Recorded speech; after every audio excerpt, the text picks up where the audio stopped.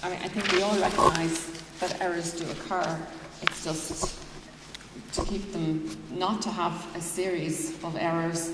And obviously, if you have a major error, then that could potentially be the subject of fitness to practice complaint. Just staying with medication issues,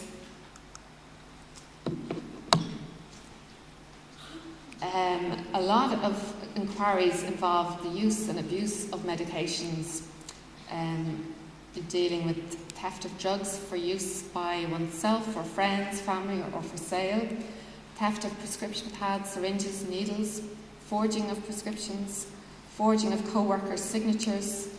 That's where I come back to a nurse saying, will I sign for you? Will you sign for me? I've just signed for them. It's sometimes doing it without telling them. Falsification of patient records may lead to patient not getting the needed medication. If you've said that you've done something, or if you're writing your notes in advance, that frequently gives rise to problems. Attending for duty in an unfit state due to substance use. Taking unprescribed drugs while on duty. We had a case there not that long ago where somebody wrote a note about to do something. They wrote that they had it done, but they were just about to do it. They got waylaid, distracted doing something else. It didn't in fact do what was intended, and it obviously would lead to a difficulty.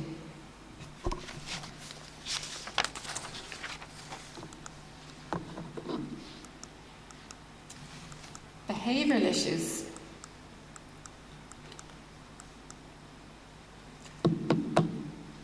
Again, use of foul or obscene language, inappropriate restraint, assault, physical or sexual, rudeness, lack of respect, hostility, lurid behaviour, sexual relationship with a patient, even if consensual. A lot of those could be headed under abuse. And abuse is a learnt behaviour. Nurses need to see if their colleagues are acting appropriately or inappropriately. The manner and the tone in which you carry out certain duties can be different in two people. You might be doing exactly the same thing, but the manner and tone in which you're doing it could lead one person to be abusive and the other person not to be abusive. Speaking roughly, you could say the same thing, but it's the manner and tone in which you're speaking to somebody. For example, using paper towels to clean an elderly patient could be very rough, could cause them pain. We had one case, and in fact you'll often see that when there's allegations of abuse, while it might focus on one particular event, it generally, by the time it gets to a complaint before on board alternate, it is kind of spread out to encompass many different issues of that nurse's practice. And we had one case not that long ago where a nurse was accused of being abusive to a patient, and one of the allegations was that she'd sprayed deodorant on a patient's jumper. The nurse was doing it with the best intentions. She wanted to, this is what the family had brought in. The patient liked the smell of it. She wanted to use it, and he didn't like it on his skin, so she sprayed it on his jumper.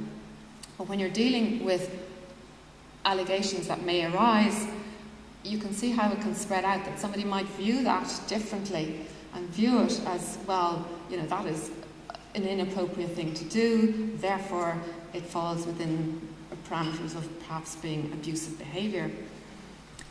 You rarely have one allegation of abuse or behavioural issues in relation to patients. They normally come, as I say, with legs on them.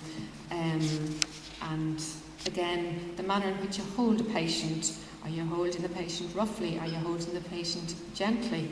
Again, it's the manner in which you do all of these things that can end up being questioned before the inquiry, and it's how it is perceived by your colleagues and how it's perceived by the patients themselves.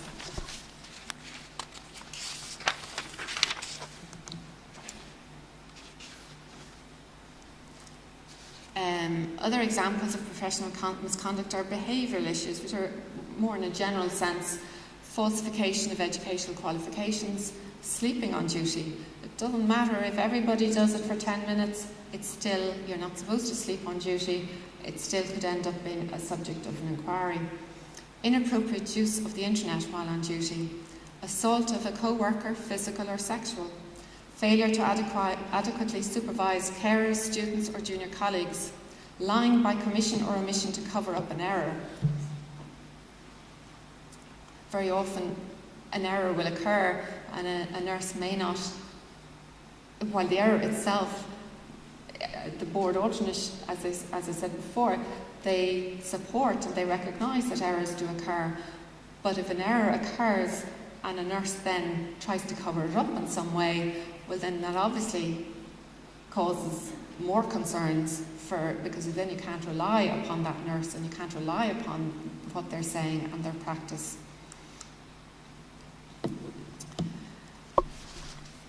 And I just want to run through the actual procedure of the fitness to practice procedure itself. A complaint has been made and then a nurse is given an opportunity to respond to the complaint. The Fitness to Practice Committee make a decision as to whether or not to hold an inquiry. They make a prima facie decision as to whether there's sufficient cause to warrant the holding of an inquiry. I should stress that when a nurse is given an opportunity to respond to a complaint, I strongly advise that the nurse would contact the INMO and that they would never attempt to send in their own statement. This is a statutory process. It's not as simple as, well, there's the complaint, I'm going to send in my own statement and that'll sort the whole thing out. It is a statutory process, it's a formal legal process, and I would strongly advise you contact the INMO. Claire Tracy is involved in these for a very many number of years, and you would obtain assistance in relation to submitting any statement.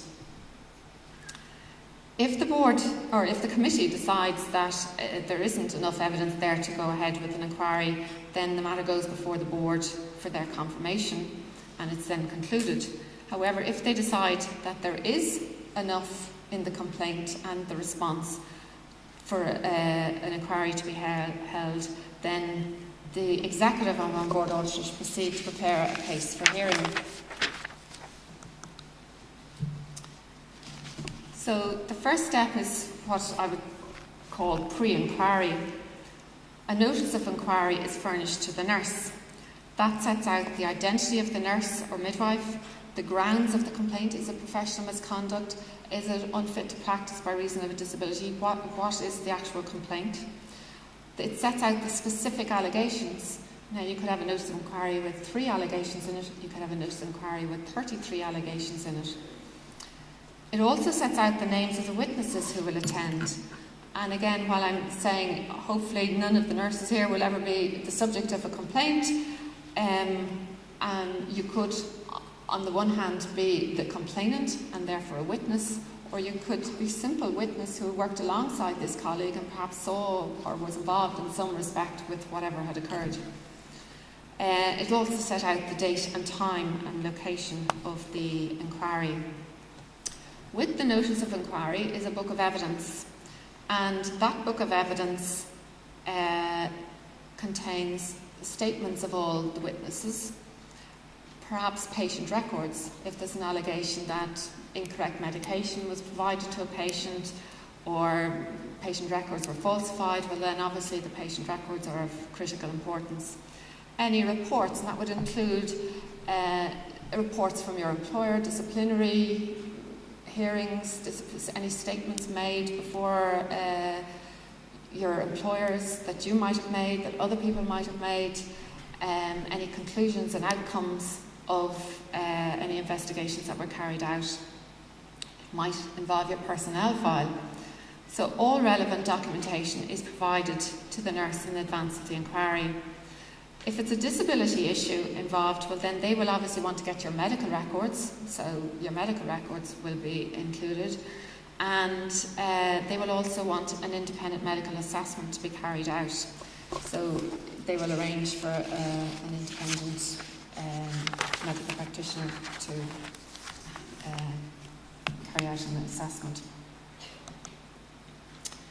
As regards the actual inquiry itself, it's a formal procedure. The CEO of on board alternate must prove the facts beyond a reasonable doubt. It's a criminal standard of proof, that is, beyond a reasonable doubt.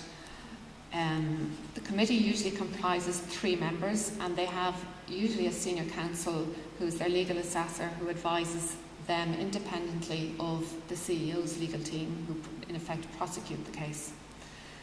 Evidence is heard from all the witnesses called by the CEO and cross-examined by the representatives of the nurse in the first instance. And at the conclusion of the CEO's evidence, the nurse's representatives are then given an opportunity to produce their own witnesses, and then they are subject to cross-examination by the CEO's legal team. Then there will be closing submissions, and the Fitness to Practice Committee then go off and make a decision and prepare a report.